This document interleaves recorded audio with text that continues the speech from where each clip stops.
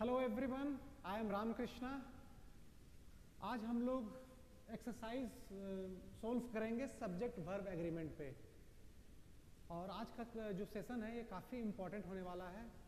As today we are going to solve certain problems related to subject verb agreement. और जब हम लोग अलग अलग क्वेश्चंस को सॉल्व करेंगे तब जाके हमारा जो कंसेप्ट है सब्जेक्ट वर्ब एग्रीमेंट वाला वो और भी अच्छे से क्लियर हो जाएगा। तो we will start with our questions one by one. Most important of all, जब भी हम लोग सब्जेक्ट वर्ब एग्रीमेंट की बात करते हैं, whenever we talk of subject verb agreement, the important thing that we have to keep in mind is that the verb in a sentence must have to agree with its subject. Subject के number और subject का क्या tense है। जैसे कि कोई भी sentence होता है उसमें सब्जेक्ट का नंबर जब हम बोलते हैं तो number means whether the subject is plural और सिंगुलर। उसके सिंगुलैरिटी और प्लूरल है या सिंगुलर है उसके बारे में हम बात करते हैं। That's one thing. टेंस में जो टेंस होता है सेंटेंस का, उस हिसाब से हम वहाँ फिल इन द ब्लैंक्स में फिट करते हैं वर्ब को। तो वो हम लोग देख लेंगे आगे। दूसरा चीज है पर्सन। सब्जेक्ट का पर्सन, वो कौन से पर्सन है, फर्स्ट पर्सन में है, सेकंड पर्सन में है या थर्ड पर्सन में है, we have to keep that in mind too. So most important of all, through this set of problems we will have a thorough understanding, let's say rather a better understanding of this whole topic of subject verb agreement, so that whenever we get a chance to solve any question on this topic, we will straight away give the correct answer.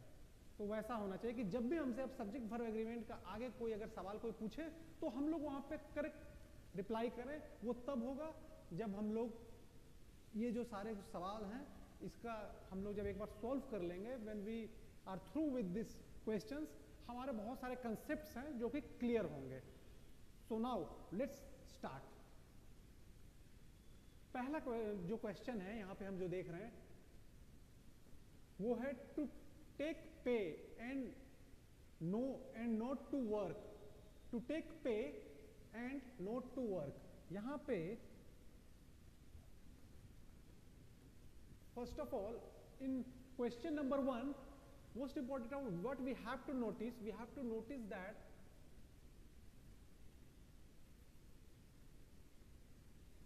The subjects are joined by and. यहां पे जो subject है to take पे जो है ये and not to work. To take pay to work, ये not जो है ये नेगेटिव वे में दिया हुआ है। ये दोनों जो वर्ड है to take pay, not to work is joined by and. जब भी हम लोगों ने ये पहले भी डिस्कशन में जो लास्ट क्लास था सब्जेक्ट वर्ब एग्रीमेंट का, उसमें हम लोगों ने देखा था कि if two singular subjects are joined by and then the verb is plural, but here there is a catch ये है कि यहाँ पे and से तो दो subject joined है, but here both these subjects they are referring to the same idea इसलिए कि to take pay and not to work। पैसे लेके काम नहीं करना, पैसे लेके काम नहीं करना करीब करीब एक ही बात को डिनोट करता है, to take pay and not to work. तो पैसे लेके काम नहीं करना जो है ये एक ही आइडिया को डिनोट करता है। It refers to the same idea, that's why the subject over here the verb will be singular. क्योंकि यहां पे जो है दो सिंगुलर सब्जेक्ट तो है, there are two singular subjects in this sentence, to take pay and not to work. ये दोनों वर्ड्स को we can treat it as two singular subject, but to take pay and not to work जो है ये दोनों same idea को denote करते हैं कि करीब करीब सेम चीज होता है कि पैसे लेके काम नहीं करना। This refers to the same idea. And when this type of sentences, when these two subjects they together refer to the same idea, then the verb is singular in form. तो verb singular in form होगा, तो यहाँ पे जो हमारा verb होगा वो singular होगा. तो to take pay and not to work is dishonest.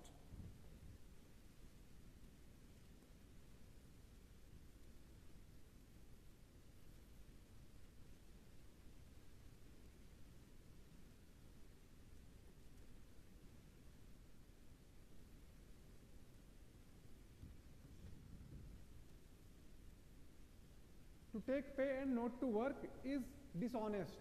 ये होगा. यहां पे ब्रैकेट में जो है is, are, ये दोनों ऑप्शन हो सकते हैं, और भी कुछ कुछ हो सकता है एग्जाम में. तो यहां पे in this sentence to take pay and not to work, ये क्वेश्चन में हम is dishonest, यहां पे is होगा. is nothing but singular verb. SV मैंने यहां लिखा है, SV is nothing but singular verb. तो to take pay and not to work is dishonest, ये दोनों चीज एक आइडिया को डिनोट करता है. They refer to the same idea, and if the subjects together when joined by and refers to the same idea, verb is singular in form. तो यहाँ पे इज लगेगा. Now get back to the second question. The cost of all this articles, यहाँ पे example ये bracket में हम देते हैं.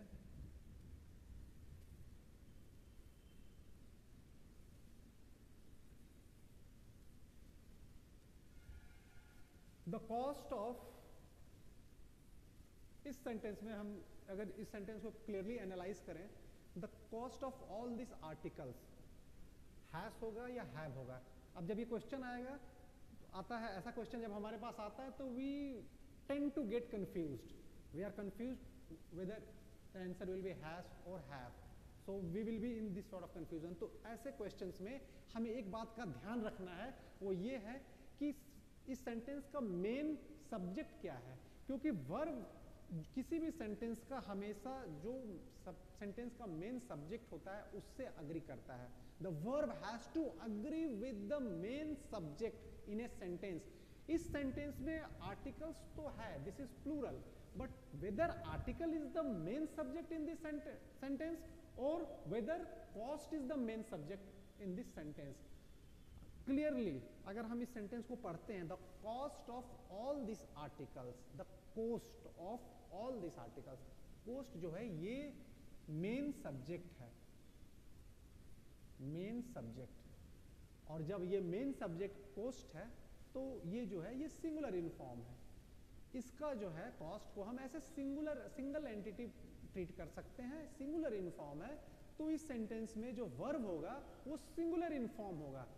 तो वर्ब जो है the cost of all this articles यहाँ पे हैश होगा, has. The cost of all this articles has risen होगा. यहाँ पे हैज होगा, सिंगुलर वर्ब होगा, क्योंकि मेन वर्ब इस सेंटेंस का कोस्ट है और cost is the main verb and it is singular in form. So hence the verb will also be singular in form in this sentence. Now in the next sentence, if we can see the next sentence, the jury dash divided in their opinion. यहाँ पे we have to see in the third question, the jury dash divided in their opinion. Jury जो word है, the jury, ये word जो है, this is an example of collective noun. Collective noun जो होता है एक समूह को बोला जाता है.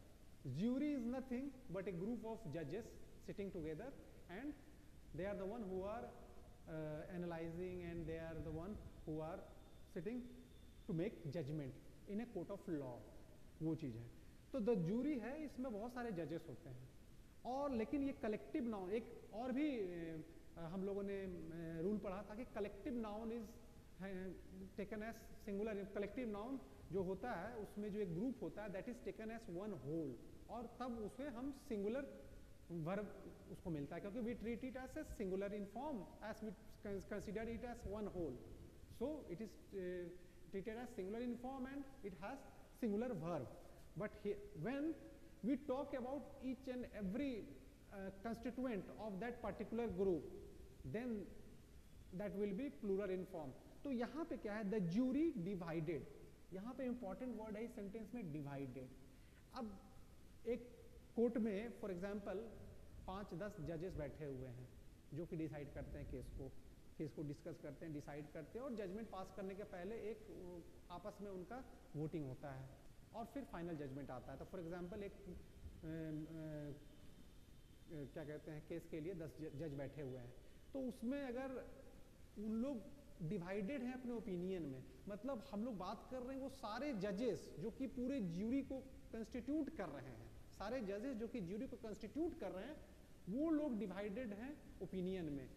इट मीन्स कि we are talking about all the constituents or all the jurors or all the judges who are the part of jury.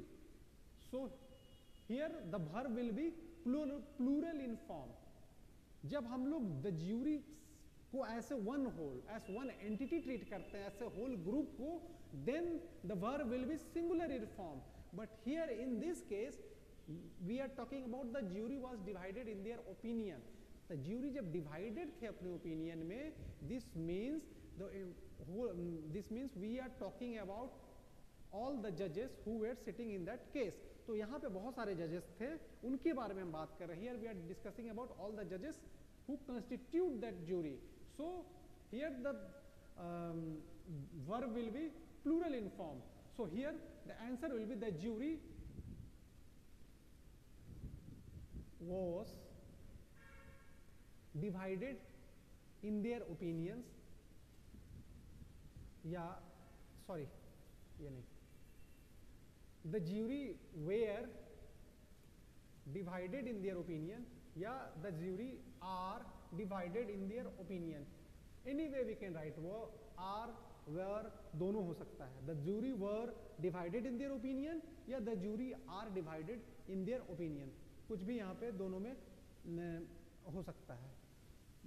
Plural verb होगा बेसिकली, और आर सिंगुलर क्या कहते हैं प्रेजेंट टेंस का प्लूरल फॉर्म है, ये past tense का plural form है वर्ब बेसिकली. तो anything can be this, plural verb होगा यहाँ पे.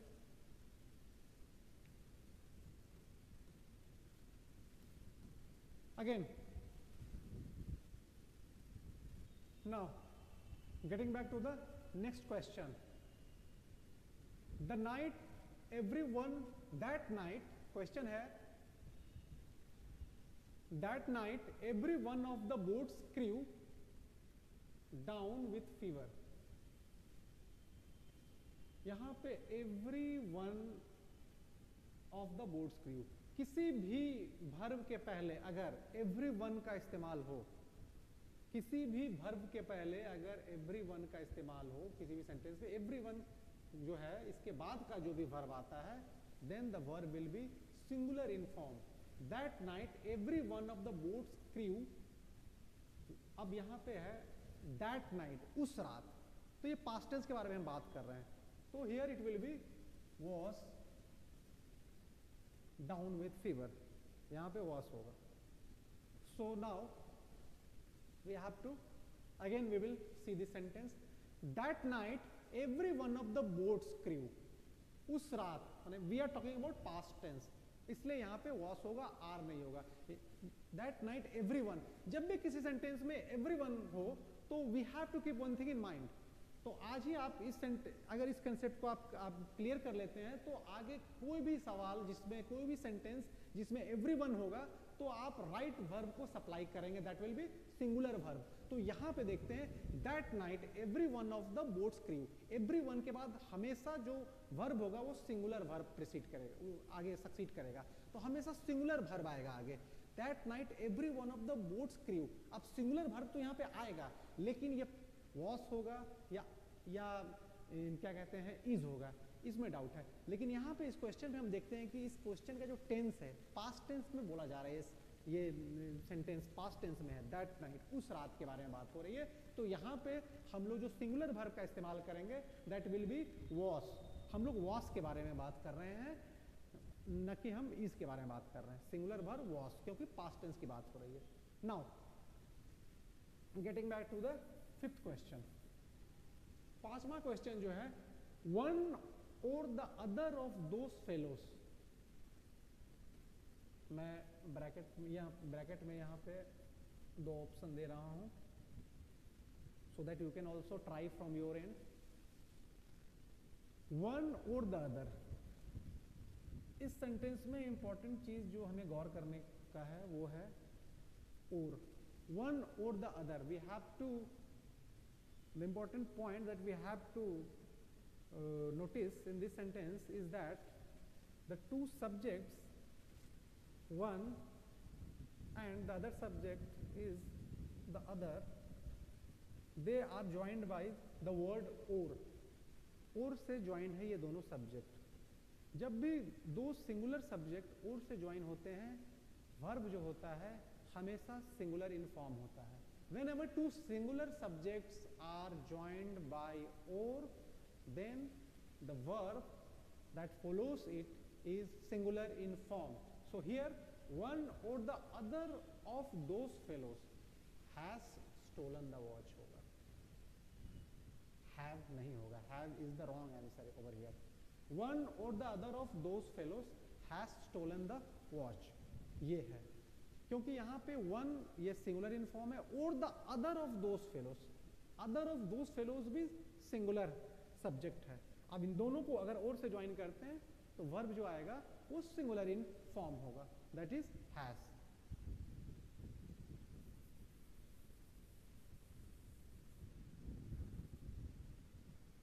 Now getting back to the sixth question, छठा क्वेश्चन बताता है the strain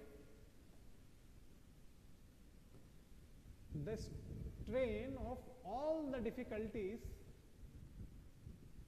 and vexations and anxieties dash more than he could bear।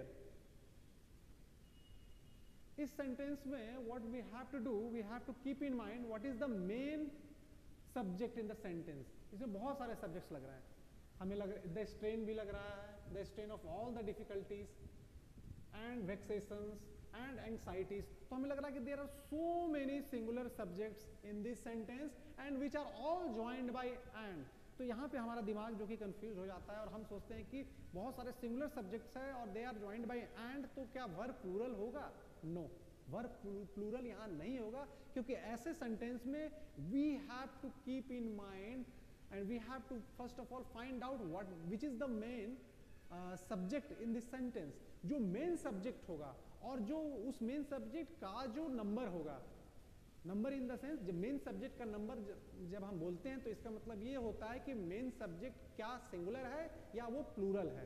तो यहाँ पे जो मेन सब्जेक्ट है इस सेंटेंस में, the strain of all the difficulties and vexations and anxieties, इसमें स्ट्रेन जो है, the strain, this is the main subject in this sentence. और चूंकि स्ट्रेन मेन सब्जेक्ट है और it is singular in form also, so here in this sentence the verb will be singular in form, the strain of all the difficulties and vexations and anxieties।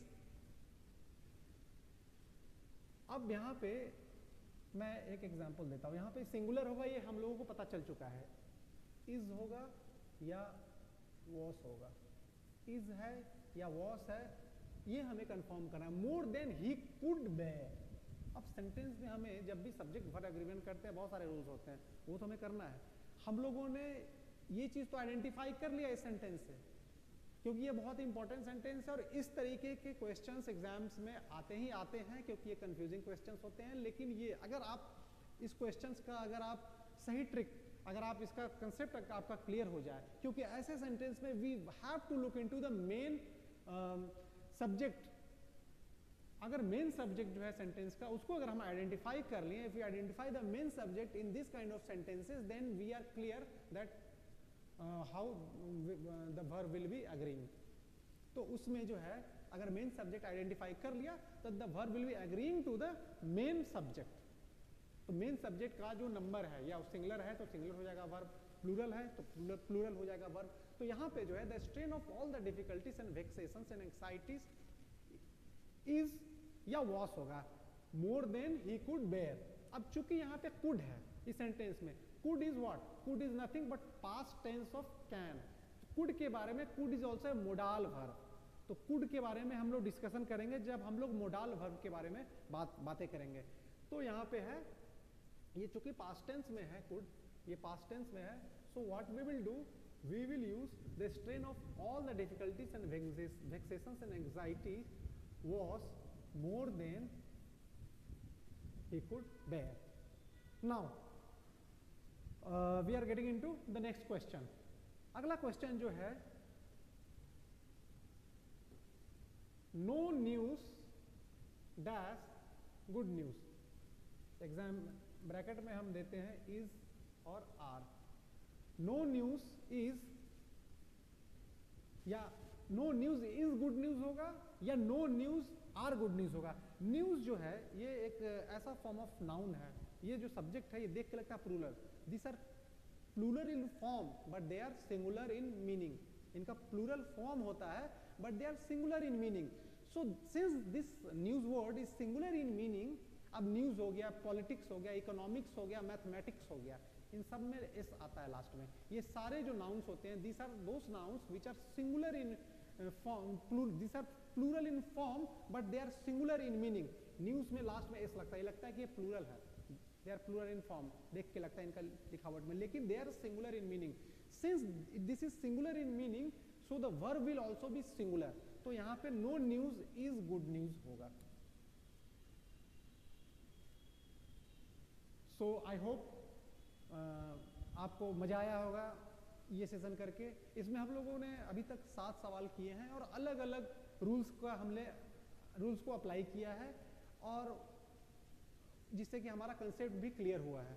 So again tomorrow we will discuss more problems, we will do more problems in this exercise, and so that our concept will also be more clearer and we can have a better understanding of this subject verb agreement topic, which is very important. So that's all for today. See you again in the next session. Thank you.